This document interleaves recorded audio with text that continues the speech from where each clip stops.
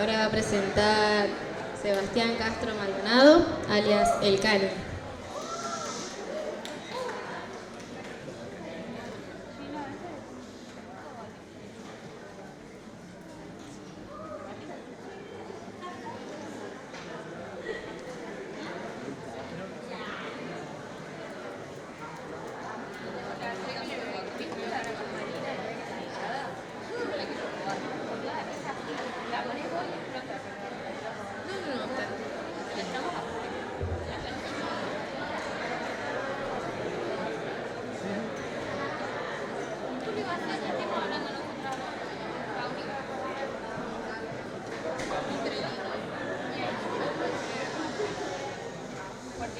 Aló, aló, ¿se escucha? ¿Sí? Hola, hola.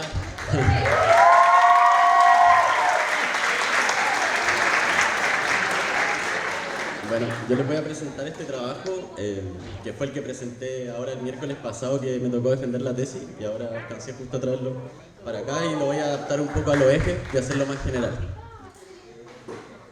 Bueno, el trabajo se titula Evaluación de la complementariedad de dos especies que colonizan depósitos volcánicos recientes, que bueno, este trabajo lo hice en un laboratorio que estudia justamente estos depósitos volcánicos. A modo de introducción, contarles que bueno, la influencia de los volcanes y de los eventos volcánicos en los suelos de Chile es muy amplia. Por ejemplo, el 50% de los suelos arables de Chile se estima que son originados de material volcánico. Y bueno, estos eventos siguen ocurriendo frecuentemente y pueden afectar áreas, digamos, naturales, como ocurrió acá en el volcán Chaitén en el 2008, pero también pueden afectar otras superficies que, por ejemplo, pueden tener otros usos. Entonces resulta relevante entender cómo es la asociación ecológica después de estos eventos eruptivos, así como también cómo se desarrollan estos suelos, donde, por ejemplo, el efecto de la vegetación resulta crucial. Bueno, la asociación ecológica también se ha estudiado en bibliografía con fines para aplicarse en rehabilitación de ecosistemas, y como explicaban las compañeras, justamente la rehabilitación se enfoca más que nada en recuperar las funciones de un ecosistema, porque muchas veces resulta difícil volver a un ecosistema tal cual era. Entonces, también hay otros enfoques que se enfocan más que nada en recuperar las funciones. Y bueno, también esto podría tener aplicaciones bien específicas como promover el desarrollo de comunidades vegetales de interés, como por ejemplo en estos sitios volcánicos crecen especies muy especiales que se podrían conservar promoviendo, digamos, por ejemplo, la recolonización por parte de estas especies. Y también podría tener un potencial uso agrícola, que es algo que les voy a mencionar después. Bueno, estas son las laderas del volcán Entuco, donde se inspira este trabajo. Pueden ver que son sitios, digamos, bastante estresantes para las plantas, porque son, de partida son suelos muy poco desarrollados que tienen bajos nutrientes, bajo nitrógeno, fósforo, materia orgánica. Son suelos muy porosos, imagínense, en verano se secan mucho y en invierno reciben nieve. Aún así hay plantas que, gracias a adaptaciones radicales, se pueden establecer en estos sitios. Además, estos sitios sirven de cierta manera como laboratorios naturales, al ser sitios muy deficientes en nutrientes, para poder ver cómo las plantas interactúan entre ellas y cómo van, digamos, mejorando estos sustratos. Hay estudios preliminares que muestran que las plantas que crecen en estos sitios colonizan mayoritariamente en parches, más que como plantas solas, lo que es un patrón interesante que podría hablar de, por ejemplo, procesos facilitativos. Acá, bueno, esto lo hago por amor a las plantas, porque estos son solo fotitos de plantas que crecen acá. Esta ahorita mirtoidea, que es una planta que puede crecer sola y puede colonizar estos depósitos así tal cual. Plantas como Maigüenia poepiqui, que es una cactácea muy hermosa e interesante, también puede crecer sola. Las violas que crecen en roseta, que también son una maravilla. Y hay plantas que crecen asociadas en parche, como por ejemplo esta muticia, que es muy linda, o como calafate de montaña, que quizás lo conozcan. Y se ha visto que estas plantas, cuando crecen, digamos, o sea, el puro hecho de que crezcan y colonicen estos suelos tiene un efecto a nivel rizosférico, a nivel, digamos, al suelo que está cercano a las raíces, aumentando la materia orgánica, y este efecto es mayor cuando estas plantas están en parche que cuando son plantas solas. Y eso se ve con la materia orgánica y también con el fósforo disponible.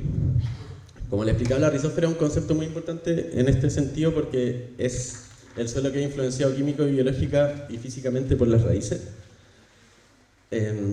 Por ejemplo, plantas que crecen acá como ahorita, es que una de las plantas utilizadas tiene raíces proteídas, que son un tipo especial de raíces, que son estas, que coloniza, o sea que en puntos específicos libera grandes cantidades de carboxilatos y fosfatasas que disponibilizan fósforo orgánico. O sea, fósforo orgánico e inorgánico, lo que puede ser utilizado también por plantas vecinas. Entonces van aumentando el fósforo y esto podría tener un efecto facilitativo en estos suelos. Por ejemplo, se ha visto en particular que ahorita en Myrtoidea, que es la planta que les mostré al principio, puede aumentar hasta un 150% el fósforo disponible en un suelo volcánico. Además, las plantas también seleccionan a nivel rizosférico, como les decía, también influencian biológicamente. Entonces, se ha visto que hay plantas que seleccionan ciertos microorganismos particulares. Y estos microorganismos, que cada vez están siendo más estudiados, se ha visto que también tienen efectos nutricionales.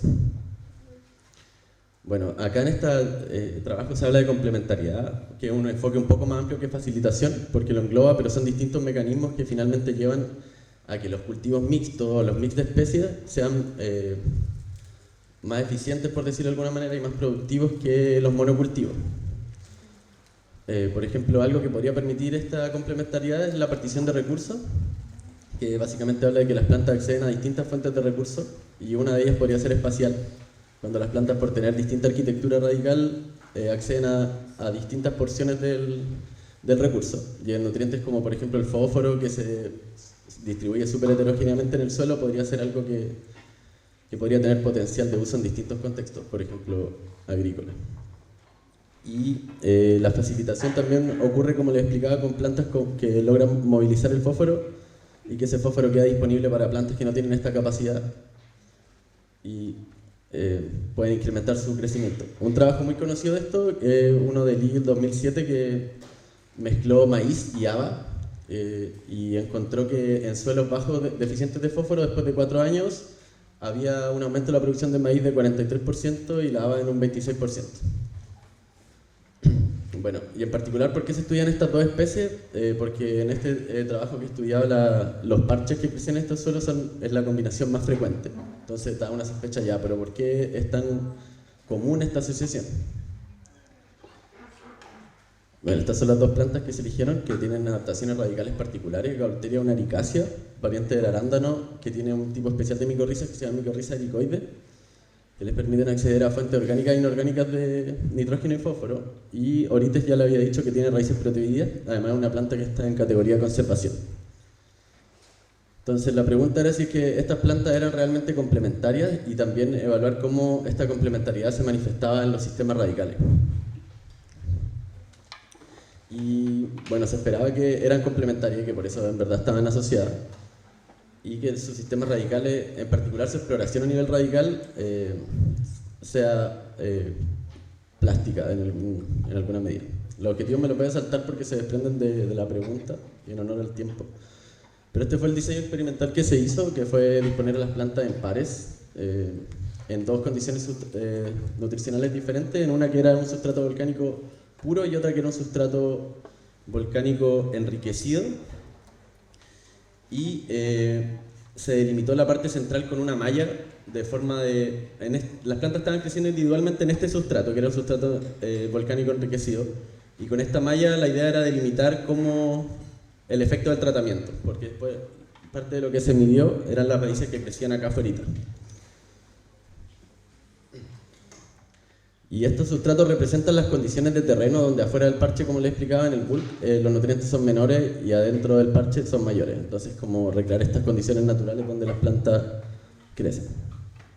Ahí está el experimento. Bueno, esto de la metodología igual me la voy a saltar por honor al tiempo.